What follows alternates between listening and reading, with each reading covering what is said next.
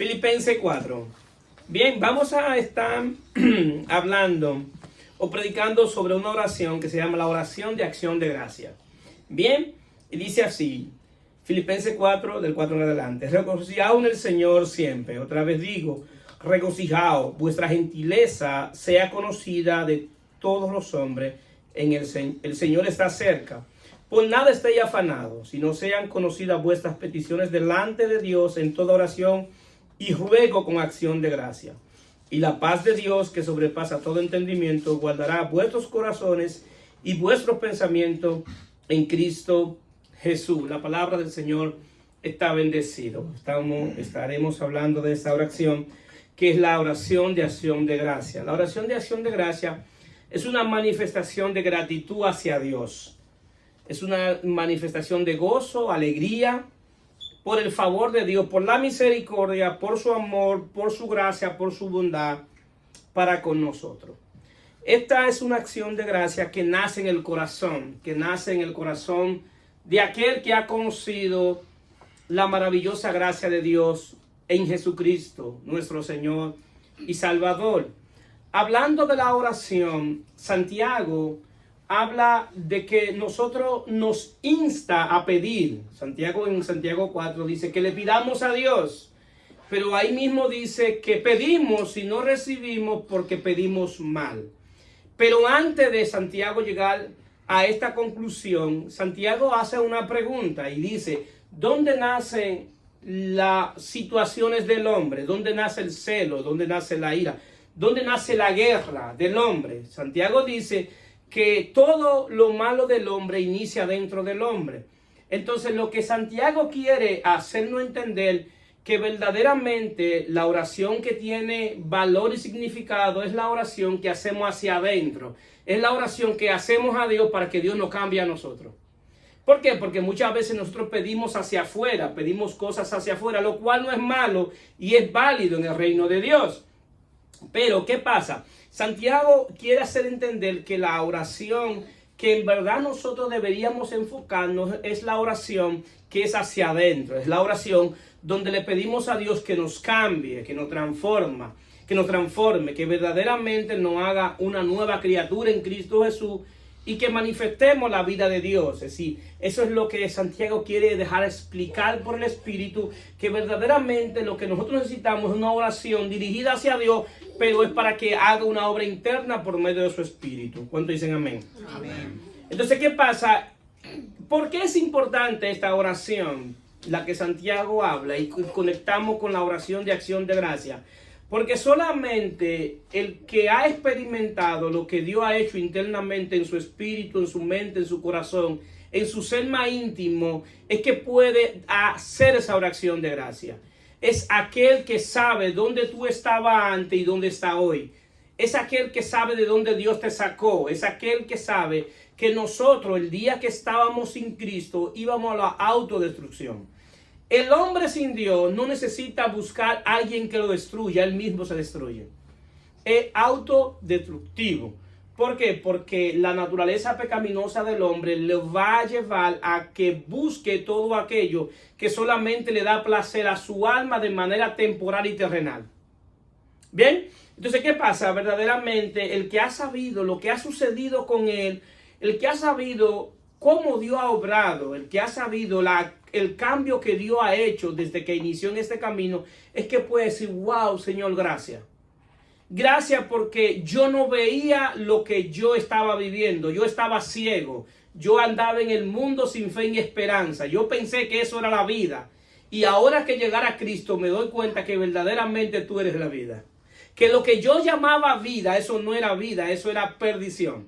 Porque yo entendía que esos caminos de gozo, esos caminos eran los que me iban a llevar a la felicidad. Yo pensaba que esos caminos eran que me iban a llevar a la plenitud, pero ahora me doy cuenta que se me ha quitado el velo, que esos caminos que parecían buenos eran caminos de muerte. Que verdaderamente el camino de vida es el camino cuando nosotros decidimos servir a Jesucristo, verdaderamente hemos elegido el camino de la vida. Entonces, ¿qué sucede? Hay muchos salmos en la Biblia que son salmos de alabanza, de acción y gracia. Pero también hay otros salmos que son de oración, de acción, de gracia. Hay un salmo bien famoso que es el Salmo 105. Y no lo vamos a leer para dejarle de tarea para que lo lea en su casa detenidamente. Pero es un salmo que tiene un significado, un valor espiritual, porque es un salmo que es una acción de gracia de David por lo que había experimentado en Dios. Aún habiendo experimentado lo malo de Dios, ese salmo le hizo entender muchas cosas en Dios, y luego que él entiende el salmo es que puede darle gloria a Dios y alabar a Dios por lo que es, por su justicia y por su favor. David canta ese salmo cuando llega y lleva el arca a Jerusalén. El arca estaba en la casa de Obed-Edom. Pero ¿qué pasa? El arca estaba en la casa de Obed-Edom porque fue cuando Dios le dio la victoria contra los filisteos. David tomó el arca y llevando el arca, violaron el protocolo de cómo se debía llevar el arca. Quisieron llevar el arca en bueyes. Y Dios había establecido en su palabra que el arca no se cargaba sobre animales. El arca tenían que llevarla de la tribu de Leví, 4 personas, 4 de la tribu de Leví, y llevarla en el hombro. El arca no se podía cargar en animales. Ellos buscaron un carro nuevo, bueyes, y montaron el arca para llevar el arca desde las tierras de los filisteos a Jerusalén. Pero el buey tropezó y el arca se iba a caer, y uno llamado Usa quiso agarrar el arca, y en esa buena acción la ira de Dios cayó sobre Usa y Usa murió. Y David entonces tiene temor y deja el arca en la casa de Obed-Edom. Pero cuando David sabía que debía llevar el arca a Jerusalén, a la casa de David, que le llamaban Jerusalén, le llamaban la casa de David. Pero entonces van y le dicen a David que Obed-Edom había progresado, que la prosperidad había llegado a la casa de Obed-Edom. Y la razón era que el arca estaba en la casa de Obed-Edom. El asunto es que el arca simboliza la presencia de Dios. Y todo aquel que el arca de Dios llega a su casa, y en este caso sería Cristo mismo, el Espíritu de Dios, la presencia de Dios, todo aquel que la presencia de Dios llega a su casa, esa persona es bendecida en su casa. Y estamos hablando de bendiciones espirituales y estamos hablando de añadiduras, pero más que todo bendiciones espirituales. Y David decide llevarse el arca de la casa de Obed-Edom. Pero Obed-Edom era una persona bastante astuta, porque él sabía lo que había hecho la presencia de Dios en su casa, que había cambiado su casa y lo había prosperado. Y Obed-Edom entonces le pide que lo ponga de portero donde habían puesto el arca, porque él no quería apartarse del arca. Queridos hermanos, todo aquel que experimenta la presencia de Dios va a saber que el día que tú la experimentaste, desde ese mismo día tú fuiste bendecido en Cristo Jesús. Fuiste bendecido por la presencia de Dios. Entonces David aprende algo importante. Aprende que la presencia de Dios bendice, pero también aprende que la justicia de Dios también castiga. Aprende que se debía seguir el protocolo, y debía obedecer. Y David decide entonces llevar el arca a Jerusalén, y el arca llega bien a Jerusalén. Y David entonces, por lo que había pasado, por la misma tragedia que había pasado, había aprendido a cómo servirle a Dios. ¿Qué es lo que quiero decirte con esto, queridos hermanos? Que aún las cosas que nosotros hemos pasado en la vida fuera de Dios, esas cosas han redundado para bien. Amén. Dios ha hecho que redunden para bien. Quizá en el momento nosotros no entendemos qué Dios está haciendo, qué Dios está pasando. Lo que sí te aseguro que Dios es poderoso para que eso que tú pasaste, tú aprendas algo de Él. Es una manifestación de Dios, una revelación de Dios a tu vida de manera personal. Es una estrategia que Dios utiliza para revelársete de manera personal e individual. La revelación de Dios es bastante amplia. La creación da testimonio de la revelación de Dios. Lo que está hecho dice que la misma creación da testimonio de Dios en Romanos capítulo 1, pero también tenemos las Sagradas Escrituras, que es la revelación escrita de Dios, donde Dios por medio de la Biblia quiere revelar a su Hijo Jesucristo. Pero también tenemos la revelación particular de Dios, que esa es personalmente a tu vida. Y esa revelación Dios la utiliza para convencerte personalmente a ti de que Él existe. Así es. Y aquí todo lo que estamos aquí tenemos más que un testimonio para testificar en voz en cuello de que Dios existe. Amén. Para testificar de que Dios ha estado revelándose desde que nosotros tuvimos entendimiento. Dios ha querido que nosotros le conozcamos. Es decir, quien se da a conocer es Dios. No es que nosotros salimos a buscar a conocer a Dios, sino que Él se acerca a nosotros para darse a conocer. ¿Cuántos dicen amén? Amén. Entonces, cada situación que tú has vivido es la plataforma que Dios está utilizando para que tú le conozcas, para que tú sepas que Él te ha librado, que te ha librado de la muerte, que te ha librado de la persecución, que te ha librado de deuda, que te ha librado de muchísimas situaciones que si enumeramos aquí, no vamos a terminar hoy. Todo lo que estamos aquí. Entonces, ¿qué sucede? El asunto es que nosotros tenemos una como visión muchas veces errada de la palabra de Dios. Y muchas veces entendemos de que Dios comenzó a obrar en nosotros el día que nos arrepentimos. Eso no es así. Antes de tú arrepentirte, ya Dios te estaba buscando. Antes de tú decir que sí, ya Dios había dicho que sí. Porque si nosotros estudiamos Romanos 8:28 y lo leemos en su contexto, vamos a entender lo que dice Romanos 8:28. Dice, y sabemos que a los que aman a Dios, todas las cosas le ayudan a bien. Esto es, pero estos tienen clase de gente solamente. Esto es, a los que conforme a su propósito son llamados. Porque a los que antes conoció, también lo predestinó para que fuesen hechos conforme a la imagen de su Hijo, para que Él sea el primogénito entre muchos hermanos. Y a los que predestinó, a esto también llamó. Y a los que llamó, a esto también justificó. Y a los que justificó, a esto también glorificó.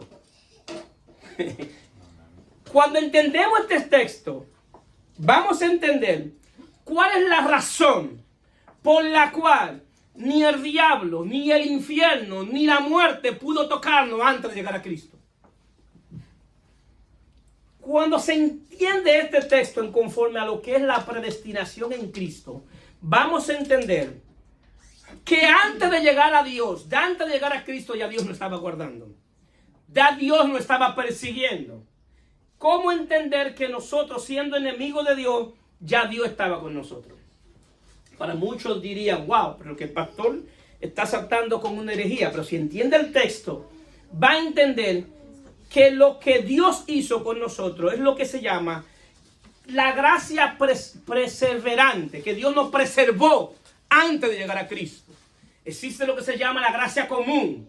La gracia común es la gracia donde la Biblia enseña que el sol sale para los buenos y los malos, y la lluvia cae para los justos y los injustos.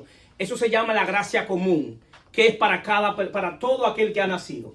Ahora, hay una gracia especial que le explica uno de los teólogos que yo más aprecio su teología, se llamaba Wesley. Es la teología wesleyana, que dice que había una gracia que antes de nosotros llegar ya Dios nos estaba buscando, ya Dios nos estaba guardando. Esa es la razón por la cual tú puedes ver que hay diferentes eventos en nuestra vida que han sucedido, que hay gente que con menos de ahí ya se hubiese muerto. Sin embargo, ¿cuál es la razón que tú todavía estás de pie? Si aún tú no le servías a Dios. ¿Por qué? Porque la gracia de Dios ya te estaba guardando, te estaba buscando. ¿Por qué? Porque todo se tiene que ver conforme al propósito de Dios en Cristo eternamente. Y el propósito de Dios en Cristo eternamente tiene que ver con que antes de que tú llegaras a Cristo, ya Dios sabía que tú ibas a llegar. Por eso, a lo que antes conoció, a eso predestinó. Él sabía que había un momento en tu existencia que tú ibas a decir que sí. Y en base a ese sí que tú ibas a decir en el tiempo, ya Dios te estaba guardando. Entonces, ¿qué sucede? Tiene que ver con el propósito. Y ese propósito llamado es el propósito de Dios en Cristo. Y el propósito tiene que ver que cada uno de nosotros nos parezcamos al Hijo. Que llevemos la imagen del Hijo. Dios solamente tiene un único Hijo llamado Jesucristo. Cuando Dios hace a Adán, crea a Adán, cuando Dios dice, hagamos al hombre a nuestra imagen y semejanza, traducido está diciendo, hagamos a Adán a la imagen de mi Hijo Jesucristo. Porque en la Trinidad, el único que tiene imagen es el Hijo. El Padre no tiene imagen, ni el Espíritu Santo tiene imagen. Entonces, el único que tiene imagen es el Hijo.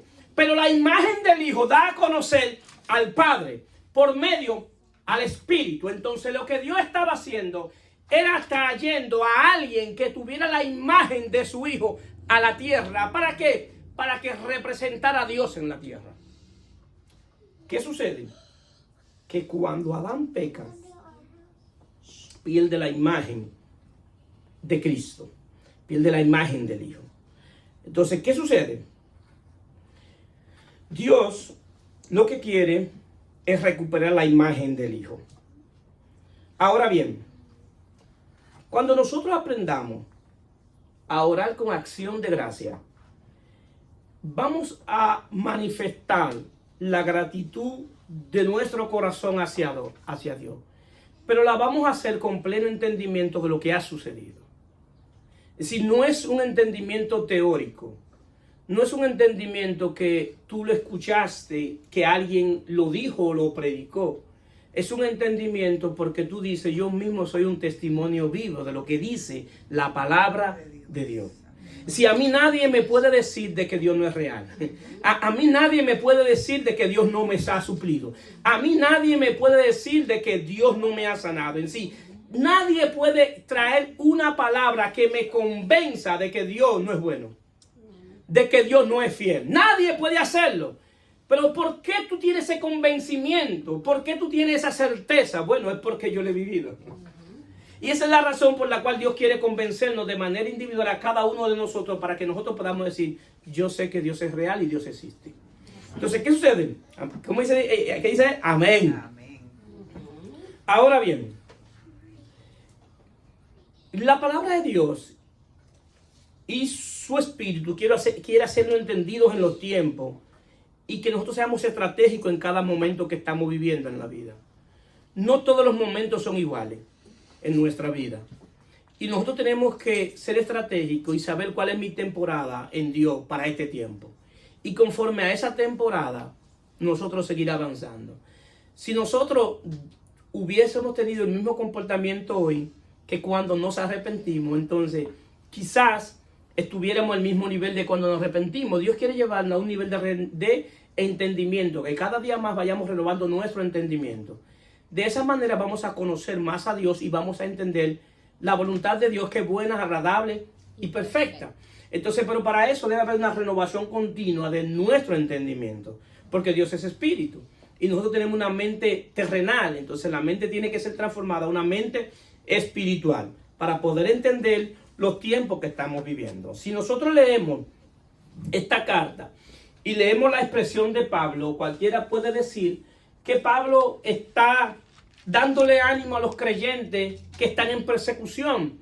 Pero Pablo está desde Punta Cana dándole ánimo a los creyentes que están en persecución. Miren, yo le estoy escribiendo, yo estoy muy bien aquí en Punta Cana, pero tengan ánimo, sigan adelante. Yo sé que Dios está con ustedes, Dios está como poderoso gigante. Y cuando lo lee, el que lee la carta dice, wow, Pablo, pero tú puedes darme ese ánimo, tú puedes darme esa palabra de fuerza, porque tú estás allí tranquilo en Punta Cana. Tú tienes todo allí con aire acondicionado, con una playa que sopla, con piscina por todos lados. Tú puedes darme ese consejo, ¿verdad, Pablo? Pero tú no sabes lo que yo estoy viviendo. Pero cuando yo te digo que el que te envía esa carta está preso en Roma, la cosa cambia. El que está escribiendo esta carta está preso en Roma. Y Dios estratégicamente quiere cambiarle el pensamiento a Pablo. Y lo que Dios hace para cambiarle el pensamiento a Pablo es que cuando Pablo inicia la carta, estando preso, Pablo dice en Filipenses 1:3, Doy gracias a Dios siempre que me acuerdo de vosotros, siempre en todas mis oraciones, rogando con gozo y por vosotros. Pablo está preso, pero no está pensando en sus prisiones. Pablo está pensando en sus hermanos, en la fe. Entonces, ¿por qué Dios quiere cambiar el pensamiento a Pablo? De que Pablo no piense en lo que está viviendo en ese momento, sino que piense en lo que están viviendo sus hermanos allá afuera. Para quitar el pensamiento de Pablo en sí mismo, Dios tiene que poner a Pablo que piense en los demás, para que cambie su pensamiento de sí mismo.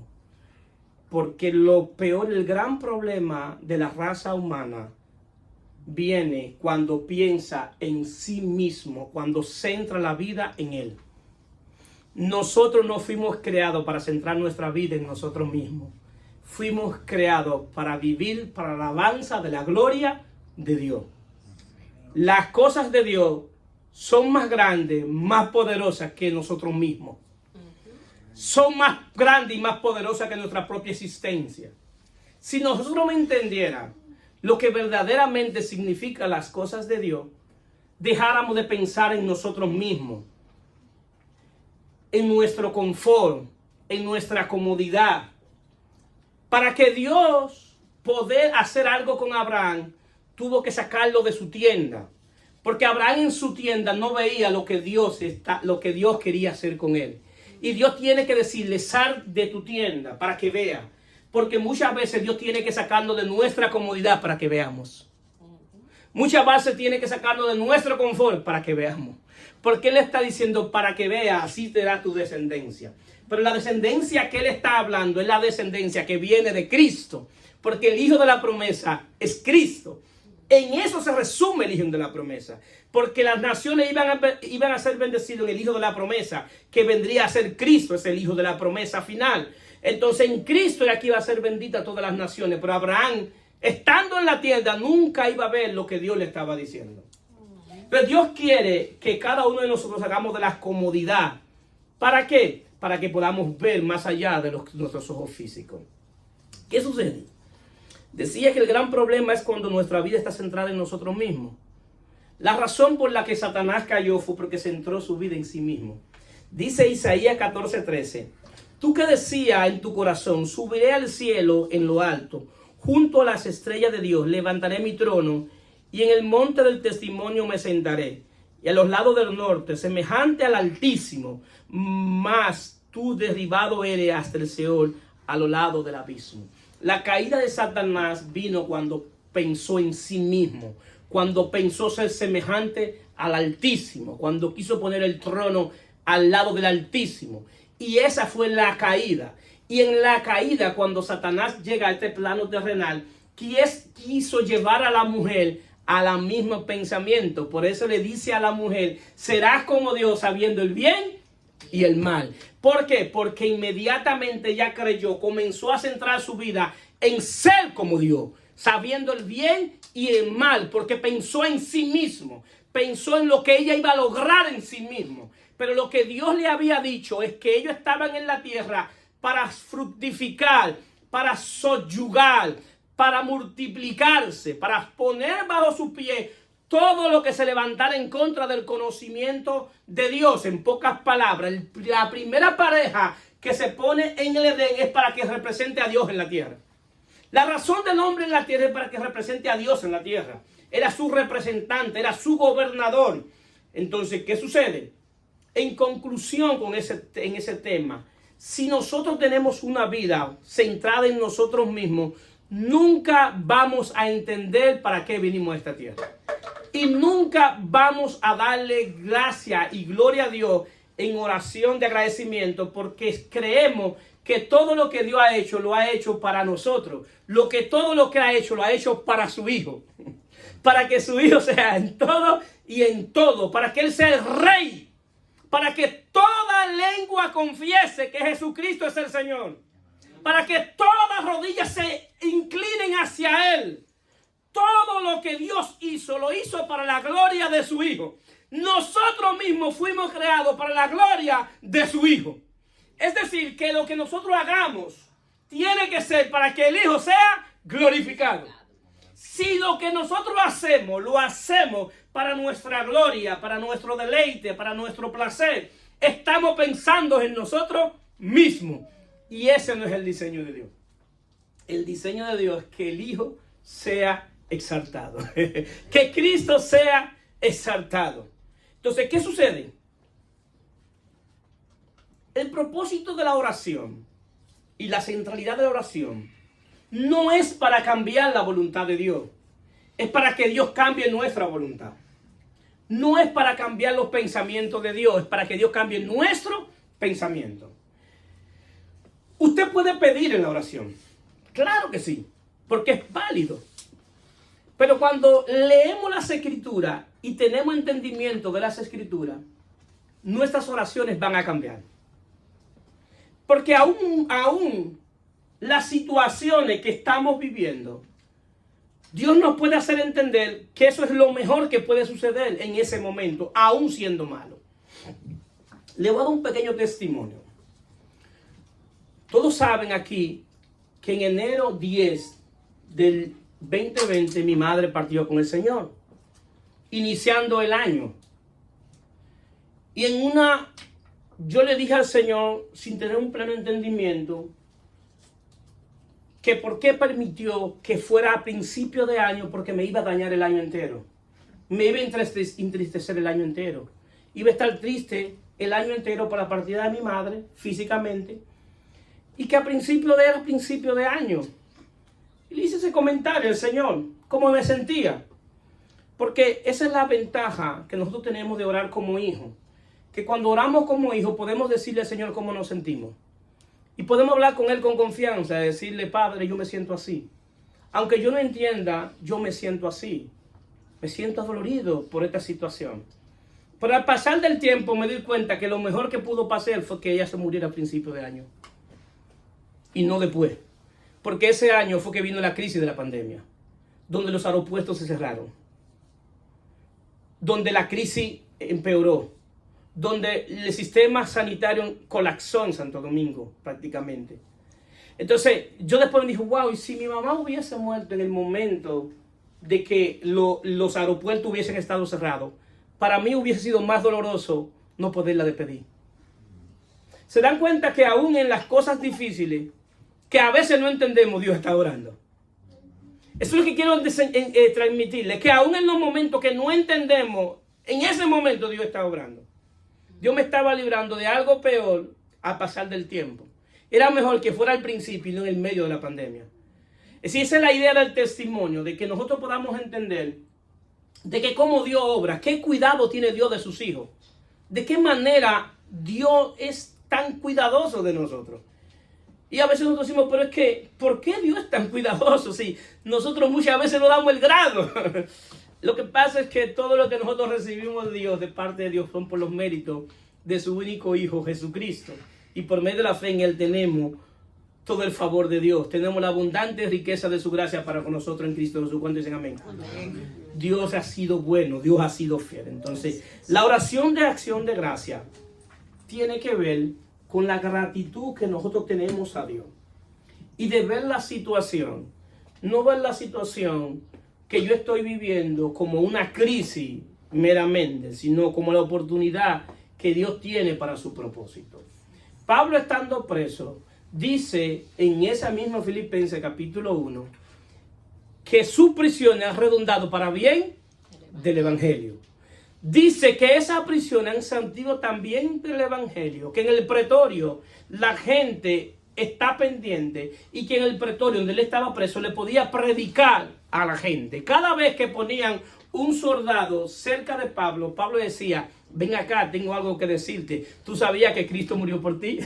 Y campaban ese soldado y venía otro. ¡Hey, venga a decirte! Dios ha sido bueno. ¡Hey! Viene otro. Sabía que Dios tiene propósito en tu vida, y cada oportunidad de cada soldado que le ponían a Pablo, Pablo tenía la oportunidad de predicarle. Y dice, las prisiones, no fue Nerón que me metió preso, las prisiones, yo soy preso de Jesucristo, porque esta prisión sirve para yo predicar el Evangelio. Amén.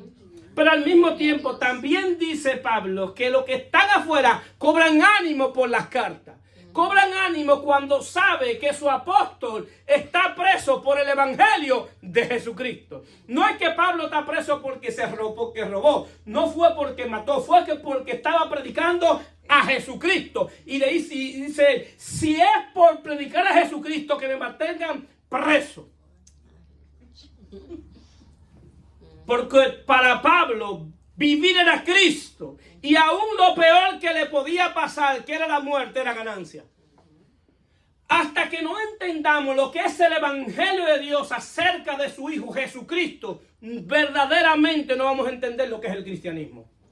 El cristianismo se puede entender viendo lo que Dios ha querido hacer en Jesucristo. Es decir, Pablo podía estar preso, pero los que estaban allá afuera estaban más presos que él. Porque los que estaban allá afuera estaban presos del miedo, del temor y la persecución. Pero Pablo, estando preso físicamente, estaba libre en Jesucristo. Porque sabía que Dios lo guardaba por medio de la fe en Jesucristo. Lo que te quiero decir, que si tú has creído en Jesucristo, tú eres guardado por el poder de Dios mediante la fe en Jesucristo. El poder de Dios está en tu vida para que no tengas temores, para que no tengas miedo. Que lo que tú estás viviendo hoy no es la sentencia final. Es una transición que lo que tú estás viviendo para que tú entiendas y sepas lo que Dios va a hacer en tu vida. ¿Cuántos dicen amén? Amén. Es la oportunidad. Entonces, ¿qué sucede? Si nosotros vemos que David pudo darle gracias a Dios por lo que lo libró. Y así hay muchos salmos que hay gente que le dan gracias a Dios porque lo salvó de una persecución. Hay mucha gente que le da gracias a Dios porque Dios no permitió que lo mataran. Para ellos veían la salvación como algo que de un acontecimiento personal que le había pasado a ellos. En sí, cuando Dios no permitía que lo mataran, ellos daban gracias a Dios porque Dios lo salvó, pero lo salvó de la muerte. No está viendo la salvación como nosotros la vemos hoy. En el Antiguo Testamento la salvación no se ve como la vemos hoy. Ellos veían la salvación desde el punto de vista de lo que les sucedía terrenalmente. Nosotros vemos la salvación de otra manera. Vemos la salvación es básicamente de lo que ha sucedido en la corte celestial y de lo que ha sucedido dentro de nosotros. Es lo que se llama la salvación que es en Cristo Jesús. Sí, es más que un viaje al cielo. Esa es la etapa, una etapa de la salvación. Es la etapa de la glorificación, pero es más que eso. Es algo interno, es algo interior. Entonces, si ellos tenían razón para darle gracias, si nosotros leemos las diferentes cartas que el apóstol escribió, nos daremos cuenta que nosotros tenemos más razones de dar gracias a Dios que ellos mismos. Y le voy a enumerar unos cuantos textos para que ustedes, después de escucharlo, puedan entender si tienen por qué o no darle gracias a Dios. Y en Efesios capítulo 1, Pablo dice, nos bendijo con todas bendiciones espirituales en Cristo Jesús. También dice, nos escogió desde antes de la fundación del mundo. También dice, nos redimió en la cruz. Nos volvió a comprar. Porque Adán nos vendió. Y Cristo nos volvió a comprar en un mercado de esclavos. Nosotros estábamos en un mercado de esclavos. Y Cristo fue allá en ese mercado de esclavos y nos compró. El problema es que Él no nos compró con moneda. Nos compró con su propia sangre. Y lo que tiene valor no era la sangre en sí mismo, sino de quién era la sangre. Porque la sangre es una sangre común, humana. El valor que tiene la sangre de Cristo era de quién era la sangre. Era la sangre del unigénito Hijo de Dios. Era la sangre del Creador del cielo y del universo. Era la sangre del que por quien se creó. Todo se creó por Él y para Él. Era la sangre de Él. Eso es lo que le da valor a la sangre. ¿De quién era la sangre? El asunto es que Él no nos redimió con una pinta de sangre. No podía ser con una pinta de sangre, ni con 2 pintas de sangre, ni con 3 pintas de sangre. para él podía comprarme, él tenía que vertir toda la sangre, porque tenía que morir de desangramiento, porque era su vida por la nuestra. Es decir, que el derramar la sangre tenía que ser con toda su sangre al punto que le provocara la muerte. De esa manera era que podía redimirnos. Entonces, ¿qué sucede? También dice las Escrituras que Dios nos selló por medio de su Espíritu, nos hizo propiedad de Él. Somos propiedad de Dios, comprados por su Hijo a precio de sangre. También dice las Escrituras que nos hizo miembros de su cuerpo. Hoy somos la iglesia y somos miembros del cuerpo de Cristo, que Él es nuestro cabeza. También dice en Efesios 2 que nos dio vida cuando estábamos muertos en delitos y pecados. También dice que nos salvó por gracia, por medio a la fe. También dice que nos hizo sentar en lugares celestiales juntamente con Cristo. No fue que yo dije, siénteme, fue que Él dijo, si Él cree en mí, siéntenlo. Es decir, que Él preparó la silla para sentarnos. No fue que tú buscaste la silla, no fue que tú dijiste cuándo sentarte, fue que Él dijo, yo lo voy a sentar por mis méritos. Amén. Y el sentarse tiene que ver, gloria a Dios, tiene que ver que Jesús era sumo sacerdote y entró al lugar santísimo. Y como los sacerdotes del Antiguo Testamento no se sentaban, porque siempre estaban haciendo sacrificio continuamente, lo que está diciendo que Cristo hizo un sacrificio una vez y para siempre, y se sentó, reposó de su obra. Es la obra perfecta, reposó de su obra, porque estaba terminada y era perfecta. Y ahí en esa obra que Él hizo, nos hizo sentar juntamente con Él. También dice que nos amó cuando estábamos muertos en delitos y pecados. Es decir, Él no me amó el día que yo dije sí, Él me amó antes de eso. Él me amó aún siendo enemigo. Yo quiero saber quién ama a sus enemigos. ¿Quién es capaz de amar a un enemigo? Yo quisiera saber. Y antes de eso, antes, yo siendo enemigo, Él me amó. Tú siendo enemigo, Dios te amó. Dice también que nos reconcilió con Él por medio de la cruz. Pero también en Colosenses 2 dice que nos trasladó de la potestad de las tinieblas y nos trasladó al reino de su Hijo amado para tener redención por su sangre. También dice en Colosenses 2 que anuló el acta de los decretos que había contra nosotros, que no era contra, quitándola de en medio y la clavó en la cruz. El acta que Satanás le entregó al infierno, Cristo se la arrebató. Le arrebató el acta. Era un acta contraria. Era un acta donde Satanás tenía derecho legal sobre nuestra vida. Y Cristo le quitó esa acta. Ya Satanás no tiene derecho legal sobre los hijos de Dios. ¿Cuántos lo creen? Amén. Esa acta fue quitada. Esa acta es nuestra, es de la iglesia. Y Cristo se la arrebató a Satanás. Anuló esa acta donde él tenía derecho legal. En Romano también dice, nos justificó por la fe, tenemos paz para con Dios. Pero también dice que no hay ninguna condenación para los que están en Cristo Jesús. También en Gálatas dice que nos hizo libre, que éramos esclavos y nos hizo libre. También dice las Escrituras que nos hizo heredero y coheredero juntamente con Cristo. Si nosotros no tenemos más razón para darle gracias a Dios que los antiguos, explíquenme. Si ellos por un acto de un día le daban gloria a Dios y gracia, que nosotros, que por un acto que afecta para vida eterna, tenemos más razón para darle gracias a Dios. ¿Cuánto lo creen? Sí. Tenemos razones suficientes para incorporar en nuestra vida devocional la oración de acción de gracia. Y la oración de acción de gracia tiene que ver con que tú comienzas a pronunciar todo lo que Dios ha hecho por ti.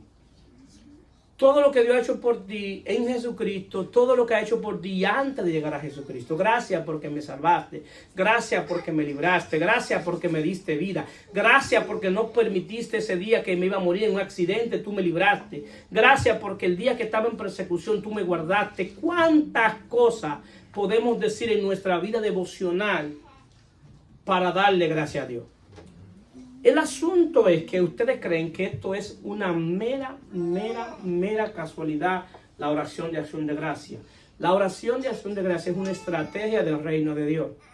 ¿Cómo así, pastor? Nuestra fe tiene que ser ejercitada.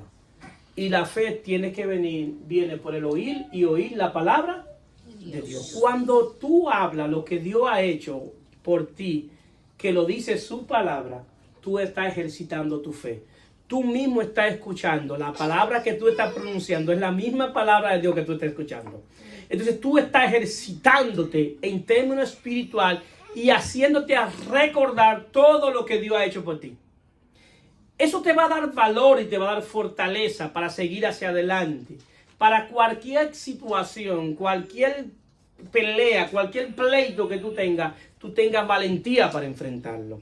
Lo que le dio valor a David fue cuando David vio a Goliat y vio tan fuerte a Goliat experimentado y vio que tenía toda la protección, y David se recordó algo que Dios había hecho con él.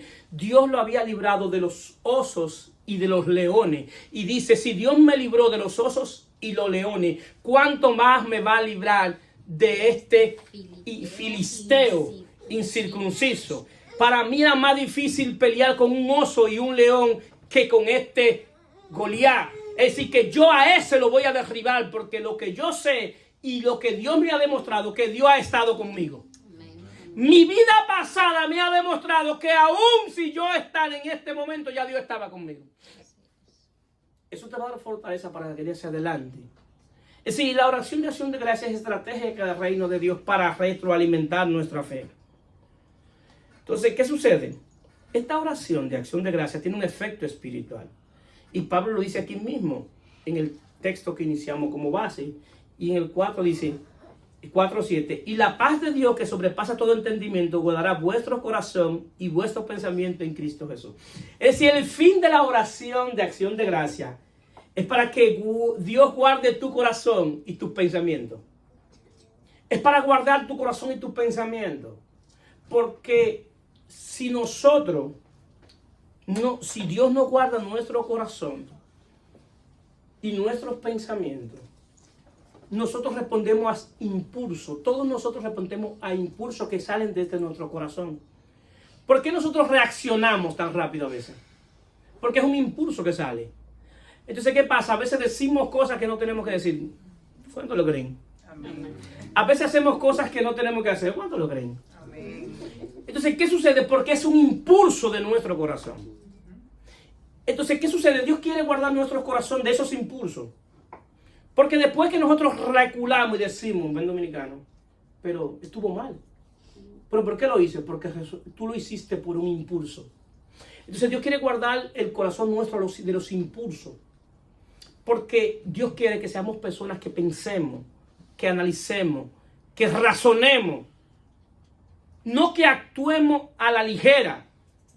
Porque la razón por la cual nosotros hemos pasado tantas situaciones porque hemos actuado a la ligera, ¿sí o no? Sí. Porque hemos tomado decisiones sin pensarlo, ¿sí o no? Sí. Entonces ahora en Cristo, Dios quiere que nosotros seamos analíticos. ¿Acaso me conviene hacer esto? ¿Acaso es el tiempo de hacerlo? ¿Es el momento? ¿Es la hora? Es decir, Dios quiere guardar nuestros corazones. Y quizá hay algo que tú quieres en este momento. Y no es que Dios no lo quiera que tú lo quieras. Quizás que en este momento tú no estás preparado para recibirlo. Y si lo recibes, lo que recibiste de Dios va a ser un desastre. Entonces Dios tiene que guardar nuestros corazones y sanar nuestros corazones y vendar nuestras heridas para que podamos recibir lo que Él no tiene. Dios tiene cosas maravillosas para sus hijos, créanme. Dios tiene cosas extraordinarias para sus hijos. Y lo que ha venido Cristo a nuestra vida, a organizar nuestra vida. Pero las cosas en Dios no pasan en el tiempo mío, sino en el tiempo de Dios. Dios tiene un tiempo para todo. Así es. Lo que yo necesito es que Dios cambie mi pensamiento y me dirija en qué tiempo tú quieres que yo haga las cosas. Que tú me des entendimiento. Había una tribu, la tribu de Isaacar, que eran entendidas en los tiempos. Y ser entendidos en los tiempos, que ellos sabían en qué tiempo debían atacar.